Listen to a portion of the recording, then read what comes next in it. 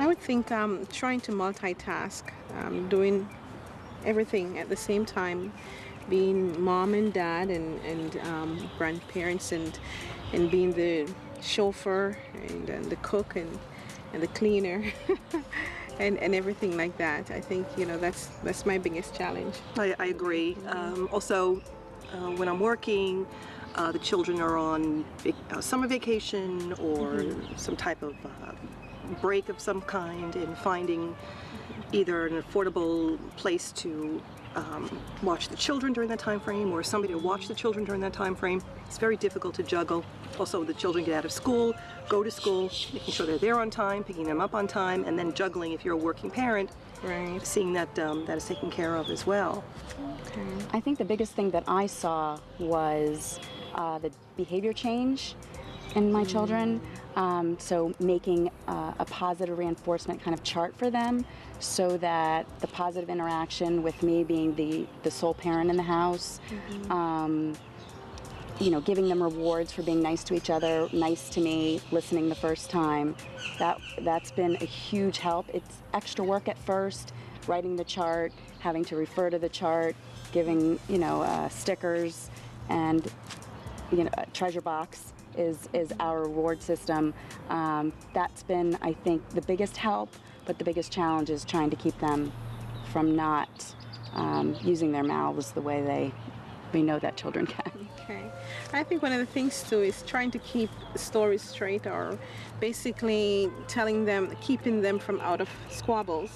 That's a very big challenge because sometimes children are more aware than we think, and they want to know what's going on, and they want to know the truth, and it's very difficult to be able to bend it without having to lie to them too much, and they look to you for certain things, and if they find out somewhere else, it's going to paint a very bad picture of yourself. So it's really hard to keep that straight without stepping overboard. Right. My other concern, of course, is the media. My children are on the internet. You have to monitor what they're watching, movies that they're going to, the people that they're associating with. You can tell by the language that starts filtering in your home, trying to get them to understand what's appropriate, what is not appropriate, why people say certain things because they want to know why. Why is it okay for that person to say it and I can't say it? Trying to, get them to understand what the guidelines are and what's correct and appropriate for themselves, and what's correct and appropriate under the roof, and knowing the types of friends they're associating with as well, knowing who they're with.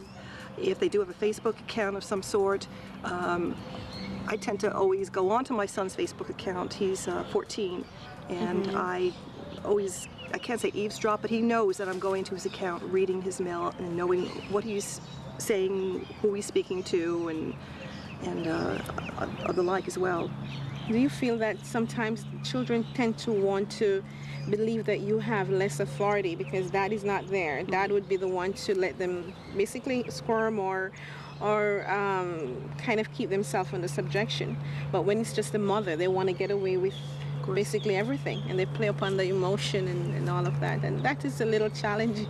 I agree with sometimes that. Yes, definitely agree with that. I think for me, I didn't, the deep voice, I think that comes into play, so I didn't want to go louder to get the attention, so or get them to listen, so that's challenging, so that not to start screaming. I don't think that's positive parenting. And trying to be firm, but at the same time not hurting their feelings because you think they're going through so much. It's exactly very thin line.